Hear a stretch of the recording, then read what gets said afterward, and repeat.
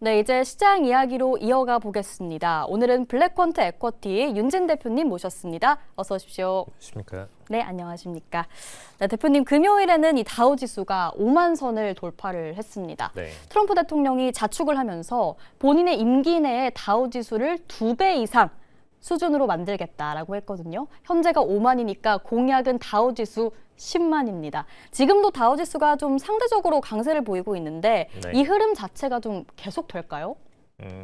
일단은 다우 같은 경우에는 보통 이제 S&P나 나스닥의 상승 속도가 굉장히 좀 더뎌지고 사실상 이제 하락 모멘텀에 임박한 시점 기준, 즉 이제 보통 이제 4분기 국면으로 나눴을 때 보통 세 번째 국면이라고 할 수 있는 이제 과열에서 사실상 하락 국면으로 넘어가기 직전 요 사이 구간에서 보통 이제 배당주에 대한 ETF 투자들이 조금 더 공격적으로 증가하고 그다음에 배당 기업들에 대해서도 더 공격적인 투자들이 증가하기 때문에 요걸로 인해서 다우존스 같은 경우에는 기성 배당 기업들이 많이 포함이 되어 있어서 상대적으로 좀 상승세가 강해지는 면이 있습니다. 그래서 이제 S&P나 나스닥 같은 경우에는 나스닥은 철저히 테크주이고 S&P는 그냥 전체 기업들을 몰아놓은 형태이기 때문에 뭐 특별하게 어떤 배당 관련된 기업들로 인해 가지고 지수가 움직이지는 않거든요. 근데 다우 같은 경우에는 그런 부분들이 명확하게 좀 몰려 있고 상위권 기업들 중에서도 사실상 뭔가 혁신을 보이고 있는 기업보다는 기존에 돈을 잘 벌던 기업들 중심으로 세팅이 되어 있기 때문에 인덱스가 상대적으로 좀 잘 나오는 편이다라고 생각을 하시면 될 것 같고 핵심적으로 이제 트럼프 임기 동안에 뭐 그 정도의 인덱스를 갈 것인가 말 것인가는 뭐 미리 얘기하는 건 큰 의미는 없겠지만 그래도 8만 선 정도까지는 가능성은 있다라고는 보여지긴 합니다. 근데 이런 부분들조차도 사실 S&P나 나스닥 대비해서 다우가 충분히 상승세가 강할 것인가에 대해서는 좀 회의적이다라고 보시면 될 것 같고요. 그건 이제 과거 레코드를 보더라도 사실 다우 내부에 포함된 기업들은 어쨌든 이제 기성 기업들이 많다 보니까 성숙기로 들어가 있는 기업들이에요. 그래서 보통 이제 주가라는 것은 ROE가 높다 그래서 즉 이제 순자산이 증가한다 그래가지고 주가 속도가 빠른 게 아니고 정말 혁신적으로 매출을 증가시키는 기업들일수록 어쨌든 주가 이동 속도가 빠를 수밖에 없거든요. 성장이 일어나는 국면이기 때문에. 그래서 그런 기업들이 포함되지 않은 다우는 상대적으로 항상 속도가 느려왔습니다. S&P보다도 하회를 해왔고 나스닥보다도 하회를 하는 모습들을 보여왔어요. 그래서 실질적으로 만약에 정말 뭐 10만 선이 가는 시점이 됐다라고 했을 때 S&P나 나스닥은 그거에 한 100% 이상을 120%가량을 더 올라가는 모습을 볼 가능성이 높기 때문에 기존의 뭐 QQQ나 이런 식으로 나스닥이나 S&P 위주로 투자하시는 분들이 굳이 이런 언급으로 인해서 다우로 옮겨가실 필요까지는 없다. 다만 이제 지금부터 한 적어도 보름에서 한 달 정도의 기간 동안은 어쨌든 지금 이제 과열 국면에서 하락 국면으로 넘어가기 전에 분기이기 때문에 상대적으로 다우존스나 혹은 이제 애플 같이 배당 관련된 기업들이 상대적으로 M7 내에서도 주가 흐름이 강할 수 있다. 그래서 배당 관련된 ETF들 이런 것들은 눈여겨보실 필요는 있습니다. 그러니까 다우 지수 자체가 8만 선 혹은 10만 선을 간다고 하면 S&P 500과 나스닥은 그 이상의 수익률을 보여줄 것이기 때문에 다우 지수 자체를 옮겨서 편입을 할 필요는 없다라는 말씀을 나눠주셨고 다만 단기적으로는 S&P 500 수익률을 상회할 수 있으니 지금으로부터 보름 정도 한번 조금 더 예의주시해보시면 좋을 것 같습니다. 자, 요즘 미증시 M7 기업보다도 그 외의 기업들 쪽이 더 좋은 것 같아요. 확실히 경기 민감주와 또 가치주 쪽으로 순환매가 굉장히 강한데요. 네. 마찬가지로 미증시 자체만 봐도 원래 미증시 독주를 하다가 요즘에는 아시아 증시, 유럽 증시 쪽에도 기회를 보는 시각들이 많은 것 같거든요. 네. 이제 우리 오늘인가요? 이 다카이치 사나이 총리가 네. 압승을 또 거뒀잖아요. 네네. 니케이 지수가 굉장히 좋았는데 그럼 네. 우리가 미증시보다 당분간 좀 아시아 쪽에서 기회를 찾아보는 건 어떻게 보실까요? 사실 요거를 저번 주, 뭐 저저번 주 제가 나올 때마다 이 아시아 세션에 대한 부분을 좀 강조를 드렸었고 저희도 이제 포트폴리오 상으로 저희는 이제 기관이에요. 그래서 포트폴리오가 존재를 하는데 포트폴리오 상으로도 이제 1월 4일 기준으로 본격적으로 이제 아시아 세션에 대한 비중을 50%가량으로 편입을 해놓았던 상태입니다. 그래서 다른 어떤 기관들 대비해서 이런 비중에 대한 옮김이 굉장히 좀 큰 편인데 그 가장 큰 이유는 핵심적으로 저희는 원래 미증시를 가장 우선시하는 기관이긴 하지만 미증시 중심의 투자 랠리가 분명히 이제 저성장 구간으로 조금씩 들어서 있는 상태이고 아예 장기적으로 기업들이 매출 저성장은 아니고요. 당연히 이제 성장 구간인 게 맞고 다만 이제 주가적인 랠리 면에서 좀 과열 성장이 과해지다 보니까 요게 이제 저성장 국면으로 들어가 있는 상태다라고 생각을 하시면 될 것 같습니다. 그래서 어쨌든 이제 미증시 내부 투자자들도 이 기간 동안에는 적어도 이제 특히 인덱스가 조정을 받기 전까지는 실질적으로 대안 투자를 계속해서 생각을 하고 있는 편인데, 네, 이런 부분들이 골드나 주요 이제 안전자산이라고 할 수 있었던 자산들이 다 대부분 최근에 강한 랠리를 펼쳤기 때문에 이런 부분들로 인해 가지고 사실상 대안으로 투자할 수 있는 어떤 세션들이라는 게 한중일로 굉장히 좀 압축이 되어 있는 상태입니다. 그래서 한중일 중심으로 투자를 했을 경우에는 사실 그 중에서도 그냥 모든 인덱스에다가 분산 투자를 하는 건 크게 의미가 없고 한중일 내부에서도 반도체 중심의 섹터들 중심으로 세팅을 하시는 게 가장 의미가 있겠다라고 얘기를 드리고요. 참고로 저희가 이제 IT 회사를 보유하고 있다 보니까 이 IT 회사에서 굉장히 이제 일본 기업들과 커뮤니케이션이 많은 편이에요. 일본 기업들 뭐 대표적으로 라쿠텐 같은 기업들과도 협업을 했었고, 이런 과정 속에서 이제 일본 기업들의 어떤 성장 국면들을 좀 보게 되면은 사실 최근 들어서 어떤 기술에 대한 혁신 부분, 이런 부분들은 굉장히 좀 속도가 더딥니다. 그리고 학계 쪽에서는 그래도 어느 정도 그거에 맞춰가지고 연구들은 진행이 되고 있지만 이게 산업계로 이전되는 속도는 굉장히 느린 게 가시적으로 좀 보여요. 그리고 그 내부 인력들조차도 어떤 혁신과 산업, 그다음에 뭐 창업 이런 것들에 대해서는 굉장히 좀 어떤 인센티브적인 것들이 많이 떨어져 있는 상태이기 때문에 이런 종합적인 것들을 감안했을 때 일본 전체 산업에 대해서 긍정적인 평가를 하는 거는 조금은 아직은 시기적절하지 않다라고 보는 편이고요. 상대적으로 AI 관련된 수주들이 대만이나 아시아 뭐 우리나라나 이런 쪽에서 발생하는 수주들로 인해 가지고 낙수적으로 일본 쪽에도 갈 수밖에 없는 수주 물량들이 존재를 합니다. 그래서 일본 관련된 반도체 ETF들 같은 경우에 저희도 실질적으로 1월부터 홀딩을 많이 해놓고 있는 상태이고요. 그래서 네. 이런 부분들 참고를 해보시면은 미국 ETF들이 더 공격적으로 성장을 보였던 게 작년 한 3분기 정도까지 움직임이었다면은 지금 4분기부터는 아시아세선 중심으로 자산이 아직까지는 낙수되고 있는 상황이다라는 점을 고려해서 투자에 대한 포인트를 잡아가시면 좋을 것 같습니다. 네, 사실 뭐 아시아 증시 자체를 초장기로 가져갈 만한 지수의 흐름은 아니라고 생각이 드는데, 네. 그러니까 미증시 차곡차곡 모아가시는 분들은 그냥 장기적으로 네. 보시면 좋고, 뭐 단기적으로 좀 수익률이 급하다 하시는 분들은 아시아 쪽에서 기회를 찾아보면 좋을 것 같습니다. 참고로 하나만 제가 추가 얘기를 드리면은 네. 아시아 세션의 특징이 있어요. 장기적으로 미증시처럼 이렇게 축적되면서 피라미드처럼 쌓여가는 구조는 절대 아니고요. 네. 미증시가 어떤 위험 구간에 들어섰거나 혹은 이제 저성장 구간에 들어섰을 때 혹은 금리적인 크로싱이 발생할 때 이때 기준으로 아시아 세션에 단기적인 한 두세 달 정도의 자산 쏠림이 발생합니다. 그래서 그동안에 못 올랐던 분을 단기적으로 확 커버링해주는 그런 게 아시아 세션의 특징이기 때문에 참고하시면 좋을 것 같습니다. 알겠습니다. 해당 인사이트 참고해 보시면 좋을 것 같고, 또 시장 지수 그 내에서도 반도체 섹터에 대한 관심이 필요하다는 말씀도 함께 나누어 주셨습니다. 자, 반도체 이야기가 나왔네요. 기술주들이 지난주에 좀 힘들었습니다. 다만 또 엔비디아의 젠슨 황이 인터뷰를 통해서 이 AI 인프라에 대한 자본 지출 정당하다, 그리고 지속 가능하다, 이렇게 언급을 좀 했습니다. 금요일에 그래도 큰 폭으로 빠졌었기 때문에 반도체 업종에 좀 매수세가 들어왔거든요. 엔비디아와 브로드컴, AMD가 7, 8%씩 뛰었습니다. 자, AI 관련주 중에서도 옥석 가리기가 정말 중요한 시점인데요. 어떤 관련주들이 좀 살아남게 될까요, 대표님? 반도체 내부에서 가장 명확한 기준이라는 것은 시설 투자가 되어 있느냐 안 되어 있느냐가 가장 큰 포인트가 될 것 같고요. 그건 단기적인 1년 정도가 아니라 정말 초장기적인 5년 이상의 랠리를 보더라도 시설 투자가 잘 되어 있는 기업들 혹은 그냥 단순하게 설계 기반으로만 움직이고 있는 팹리스 기업들, 이거에 따른 편차가 굉장히 좀 크게 발생할 겁니다. 그래서 극단적으로 비교를 했을 때, 예를 들어서 우리나라에서 좀 유명했었던 프디오사 같은 케이스들은 어쨌든 이제 팹리스 기반으로 지식 기반의 연구를 하는 그런 시스템들이죠. 그런 기업들이죠. 이런 기업들은 철저하게 대체가 너무나 쉬운 상태입니다. 그래서 오히려 이런 분야들일수록 굉장히 진입 장벽이 낮은 상태이고 뭔가 수주적인 부분에서 메리트가 가져갈 수가 없다라고 보시면 될 것 같고요.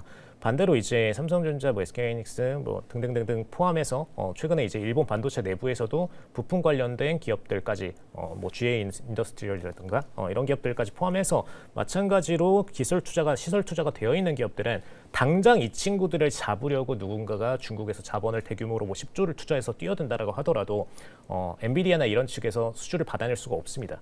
실질적으로 선사례가 존재를 했어야 되고 선사례 이후에도 적어도 이제 2에서 3년 동안의 레코드를 계속해서 쌓아 나가야만 새로운 수주들을 받을 수가 있는 레벨에 도달하기 때문에 적어도 2에서 3년 동안은 그냥 투자금을 붓기만 하는 과정이 들어가야 된다라는 거. 그래서 절대로 그런 기업들보다는 시설 투자가 잘 되어 있는 기업들의 진입 장벽이 굉장히 크다라고 좀 생각을 하시면 될 것 같고요. 상대적으로 그렇지 못한 기업들을 모아놓은 ETF들은 좀 피하실 필요는 있겠습니다.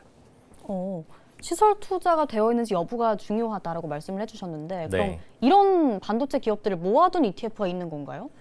사실 이제 뭐 예를 들어서 HBM ETF라던가 혹은 이제 파운드리 관련된 ETF들이라던가 이건 이제 IDM 관련된 섹터들 중심으로 많이 편입되어 있는 네. 친구들, 뭐 대표적으로 인텔이나 뭐 브로드컴 등등 몇 가지 기업이 되겠죠. 뭐 마이크론 같은 기업들도 포함이 될 수 있고요. 그래서 이런 기업들이 잘 포함되어 있는 ETF들은 사실 제대로 보려면은 홀딩스를 그냥 까서 거기서 이제 뭐 10에서 탑 10 안에 들어있는 기업들이 어디가 들어있는가를 보시는 게 좀 제일 좋을 것 같고요. 네. 뭐 예를 들어서 이제 뭐 최근 들어서 많이 거래하시는 게 속스나 뭐 SMH 같은 ETF들이 존재를 하는데 그런 ETF들의 홀딩스를 이렇게 열어서 직접적으로 보시게 될 경우에는 실질적으로 여기 내부에 포함된 ETF들 대다수가 그냥 뭐 엔비디아, 그냥 마이크론 이런 식으로만 편입되어 있는 그런 ETF들이 있고 혹은 이제 반대로 더 공격적인 ETF들 중심으로 편입을 해서 인더스트리 투자, 즉 이제 아시아 세션에 어떤 투자들이 잘 되어 있는 ETF들도 존재합니다. 그래서 그런 ETF들 같은 경우에는 우리가 편입을 하더라도 조금 더 안정적으로 길게 끌어갈 수 있는 랠리가 될 수 있다라는 거 참고해서 좀 보시면 좋을 것 같습니다. 그래서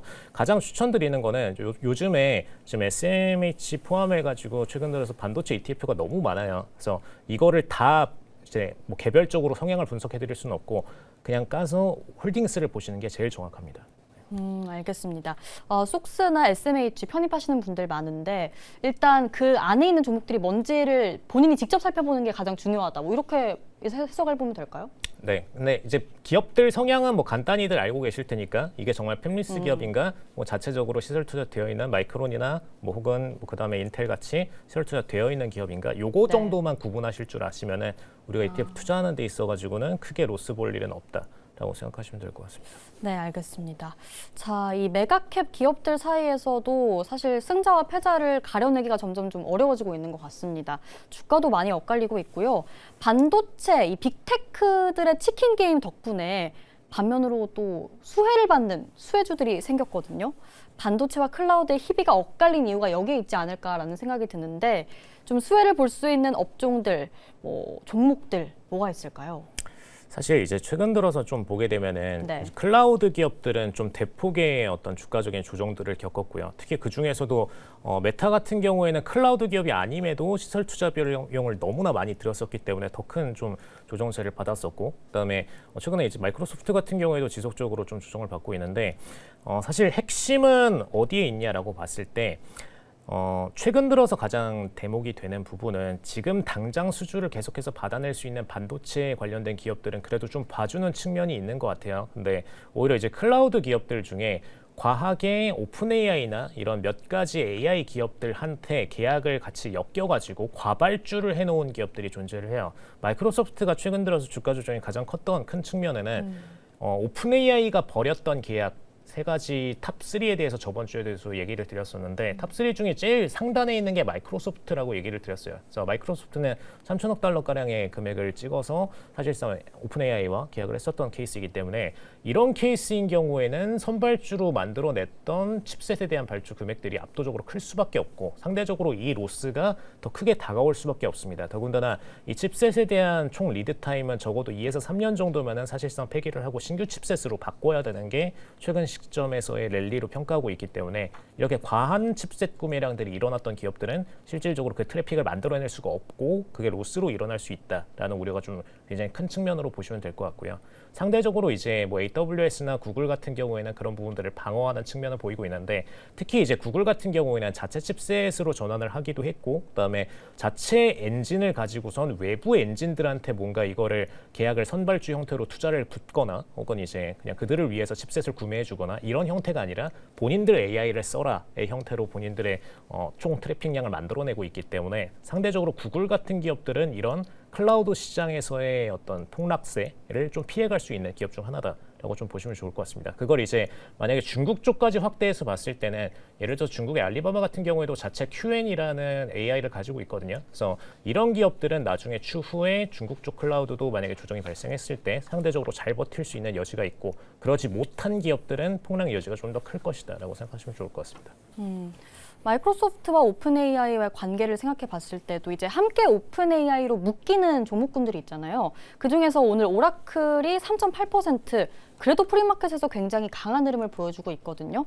그러니까 데이비슨에서 이 오픈 AI가 다시 시장의 주도권을 잡을 수 있다. 이런 전망을 내놓으면서 오늘 같이 좀 호재성으로 올라가는 것 같아요. 이게 확정된 내용은 아니지만 이번 주에 또 새로운 모델이 나올 수 있다라는 소식도 좀 전해졌는데 오라클에 대한 전망 간단하게 들어볼까요? 오라클은 자체적인 재무적 역량은 워낙 강한 기업이기 때문에 네. 최근에의 어떤 주가 조정폭 거의 뭐 지금 상승부터 거의 50%가량 이상의 주가 조정을 크게 받았는데 지금 정도면은 사실 오라클 재무 전체에 대비해서는 큰 로스는 없을 거다라고 보는 편이고요. 오라클 자체에 대해서는 회의적인 시각은 크게 없습니다. 그래서 저희 같은 경우에는 사실 120 정도까지 떨어지게 된다라면은 적극적으로 매수를 해도 괜찮다라고 보고 있는 상태이고 뭐 지금 시점에서 당장 올라탈 만큼의 어떤 주가적인 메리트는 아니지만 분명히 더 매도 물량들이 나올 것이기 때문에 그 정도 보시면 될 것 같고요. 다만 오픈 AI가 어떤 주권을 다시 회복할 것인가 그거에 대해서는 굉장히 좀 회의적인 편입니다. 오히려 저희는 클로드와 구글 중심의 어떤 재편 가능성이 굉장히 높다라고 보는 편이고 오픈 AI는 분명히 어떤 주권을 오히려 XAI 대비해서도 잃게 될 것이다라고 보는 편입니다. GPT보다 제미나이 많이 쓰세요? 저희는 클로드를 많이 쓰는 편이고 XAI도 많이 쓰고 있습니다. 네. 엔트로픽 쪽으로, 네. 엔트로픽과 XAI 쪽으로. 이거는 좀 자신 있게 얘기 드릴 수 있는 게 저희는 어쨌든 이제 저희가 운영하고 있는 사스들만 4가지 정도가 되는데 이걸 위해서 코딩 시스템들을 워낙 많이 계속 비교를 실시간으로도 하고 있어요. 네, 근데 실질적으로 오픈 AI가 보여주는 성능은 XAI보다도 최근에 밀려 있는 모습을 코딩 테스트에서도 계속 보이고 있기 때문에 저희는 사실상 쓸 수가 없는 채택 대상이 아니긴 합니다.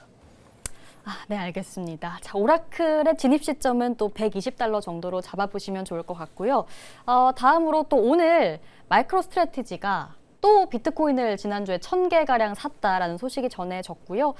비트코인 같은 경우에는 급락을 했다가 그래도 단기 반등이 나와주긴 했습니다. $70,000를 찍었고 지금은 다시 좀 소폭 내려왔거든요. $69,000 정도 수준으로 내려온 상태인데요. 우리가 이 횡보장이 언제까지 이어질 거라고 봐야 될지, 횡보장이 끝났을 때 방향성은 위인지 아래인지 대표님의 시각이 좀 궁금합니다.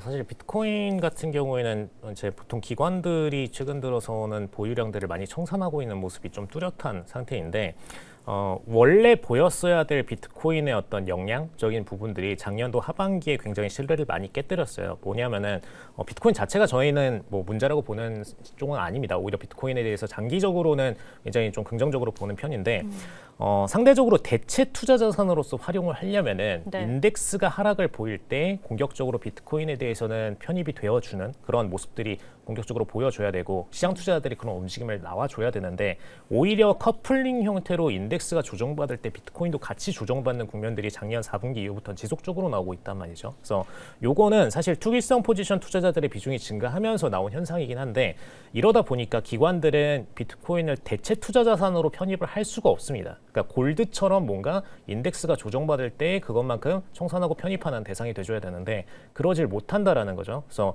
이거는 엄연히 투기적 포지션들이 조금 더 청산이 되어줘야지만 기관들이 활용할 수 있는 수준의 커플링 현상이 디커플링 현상이 나오게 될 거고 그때 기준으로 조금 더 편입량들은 다시 재증가하게 될 거다라고 보고 있는 상태입니다. 그래서 지금은 아직까지는 매도 물량들이 다 끝나진 않았는데 저희 기준으로는 지금 54,000선 정도면은 그래도 어떤 하락에 대한 랠리가 일단락되지 않을까라고 보고 있는 상태이고요.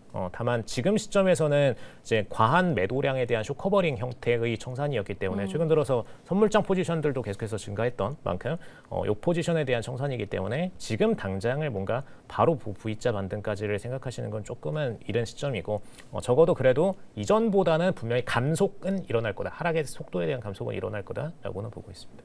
그럼 스트래티지도 급등을 했는데 지금은 5% 정도 빠지고 있기는 하거든요. 스트래티지도 당장 진입하기에 좋은 시점은 아니겠네요. 스트래티지도 거의 뭐 커플링 형태로 비트코인과 같이 움직이기 때문에 조금 이르다라고는 봅니다. 알겠습니다. 자, 마지막으로 러셀 2000 지수가 요즘 굉장히 강한데 그 이유 중에 하나가 이제 발표되는 뭐 경기 지표들, 제조업 PMI라던가 이런 부분들이 강하게 나와주면서 시장이 경기 회복에 대한 기대감을 좀 강하게 가지고 있는 것 같습니다. 그런 만큼 이번 주에 미뤄졌던 고용 보고서와 또 CPI가 중요한 발표가 되지 않을까 싶은데 이게 또 어떻게 나와줘야 시장에 좋은 영향을 줄 수 있을까요, 대표님? 일단 러셀 2000은 하나 짚고 넘어가면은 네. 이 친구들이 반등 보이는 포인트는 러셀 2000 자체는 중소형주가 가장 비중이 높은 인덱스거든요. 그래서 메인 인덱스가 조정을 받고 나서 러셀 2000이 오른다라는 거는 저희는 보통 이제 인덱스의 안정성과 신뢰도가 떨어졌을 때라고 평가를 합니다. 그래서 참고로 요건 팁으로 얘기 드리자면 네. 저희는 러셀 2000이 상승을 보이면서 S&P나 나스닥이 뭔가 조정이나 상승세가 더뎌지는 국면이 됐을 때, 즉 이제 크로싱이 반대로 러셀이 더 세졌을 때를 네. 시장 조정 국면의 임박 시점에 대한 첫 시그널로 평가를 하거든요. 그래서 요거는 좀 참고하시면 좋을 것 같고요. 막 좋은 시그널만은 아닙니다. 그래서 그건 참고하시면 되고 최근 들어서 이제 CPI나 이런 부분들이 조금 더 계속 하락적인 모멘텀들이 강해지고 있고 고용률에 대해서는 이제 악화 쪽으로 계속해서 나오고 있는데 사실 이거는 대세예요. 네, 대세라서 일반 소비자 기준의 물가지수는 소득이 감소하는 게 기반이기 때문에 계속해서 감소하게 될 거고요. 그다음에 고용률에 대한 부분들은 계속 악화가 될 겁니다. 근데 이게 과하게 악화되는 시점이 아직은 오지 않았어요. 근데 과하게 악화되는 포인트가 적어도 올해 3분기 이전에 발생할 가능성이 높다라고 보고 있고요. 그때 기준으로는 아마 인덱스에 대한 조정 외에도 사실 채권이나 모든 것들에 대한 신용등급 재평가가 한 번 더 이루어지게 될 건데 그때 기준으로는 아마 시장 인덱스 평가가 굉장히 좀 달라질 겁니다. 근데 아직까지는 지금 수준의 선에서는 시장에서는 그냥 금리 인하 가능성이 올라가는 그냥 긍정적 시그널 정도로만 평가를 하고 있기 때문에 이게 크게 튀지만 않으면은 아직까지는 그냥 낙관적 신호로 보셔도 크게 상관없다라고 생각하시면 될 것 같습니다. 네, 실업률과 CPI 모두 예상하는 이 박스권 안에서 나와주기만 한다면 증시 자체에도 크게 영향은 없을 것이고 현재 낙관적인 전망 유지할 수 있다라고 말씀을 해주셨습니다.